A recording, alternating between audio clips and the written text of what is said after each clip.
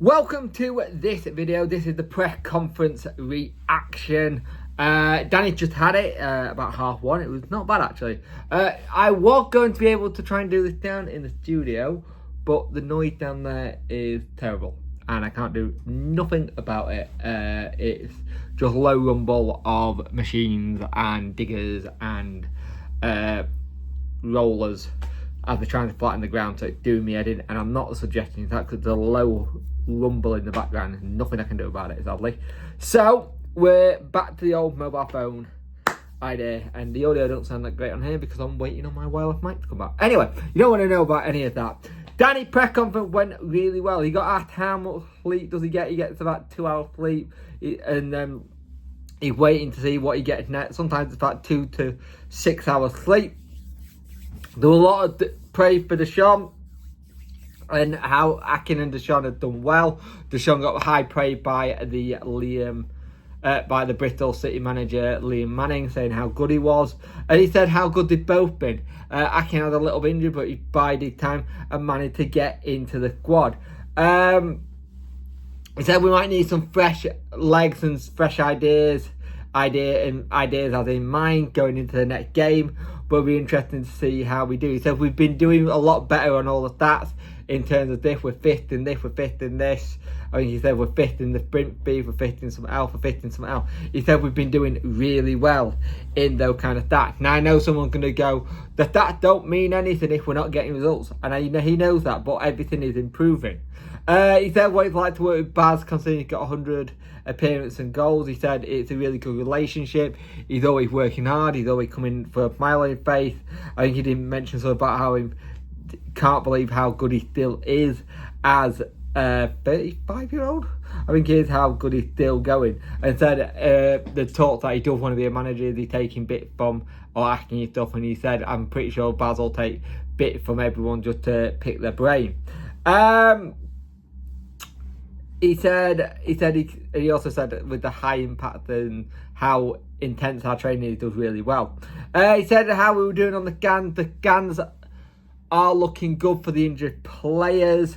Luckily, it's not as bad as we first thought, but it's a case of do we risk them or not? And I personally would go, don't. I wouldn't risk them. Give them this game off and let them play against Burnley and just give them a chance to do that. But the Scans have come back a lot better than they first thought, which is really positive. Something really needed. He spoke about Dom as well. Dom Iorfa is available for the game. He'll travel with the team and they'll make a decision from there. He spoke about how the battle between Marvin Johnson and Matt Lowe have been going on. He said, what about the battle between Jan and Paul? And he kind of said, well, it's not really a battle, it's more of a connection. And I like the way he diffused that in terms of like saying it's a team game, how the connection between the both are.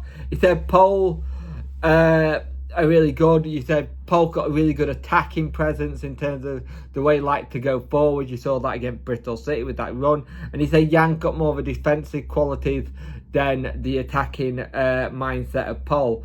But it's always was interesting to hear him talk about it. Got asked about Ubbo and about how the negativity online about him. He said he doesn't really weigh too much into it. He knows what Ubbo's about. He's working well. He's working hard. Sometimes it's the runs off the ball that people are not noticing. But he also said last season he did quite well with playing with a 10 playing behind him and getting closer. And it's something I spoke about, was not getting close enough to him. And he said that needs to improve, and it sounds like it's something he wants to improve as well for EK. But spoke about how he just needs to get somebody close in and around him, trying to support him. And he said it'll come. But he's working really hard. And like I say, he tries not to read stuff online or what's been said. He said some of the coaches all have bits and pieces, but he said they'll just look at the data. He's shown that we're improving from week in and week out, and it's how we're just waiting to get those goals sorted in terms of chances and stuff, because we're making enough chances. He got asked about Pato and about Pato being left out of the matchday squad, and he kind of had a smile on his face and a bit of a smirk when he was talking about Pato, like he kind of knew it would come in the question. And And he said he got voted himself into the squad, but also turned around and said that he spoke to Pato about how where he is in the squad and where he is in the team. He said he worked hard, he trains hard, he'll bide his time and think for the right time. He said when he first came in with Palm and Paul, there was something very similar. They managed to work themselves into the squad, so it'll just come. Now, he got asked about projection of points. He said you don't really do that, you just want 3 points on Saturday, which Alex Miller laughed as well. And he was speaking about how Ron Atkinson had a chart and would plot how many points and had a target for points. He said he don't really do that, he's just trying to see if they improve. He'll been here a year, I think it's next Sunday, he said. And he spoke about how since he'd been here, they've taken 71 points. They changed the way they train, they changed the people, they changed the infrastructure, they changed the culture. They've made transfer, but he also knows it's not all going to get changed in one transfer window. He knows there's going to be more to come in the next transfer window and stuff like that.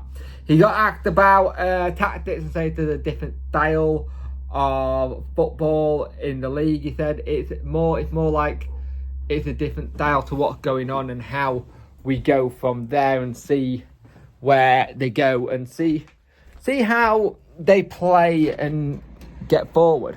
And that's the interesting thing for me. Sorry about that, just letting my dog back in.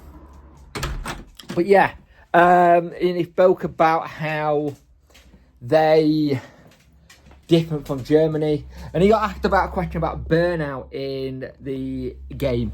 If it's something he thinks it's like the Premier talking about, and I think he said it's more challenging.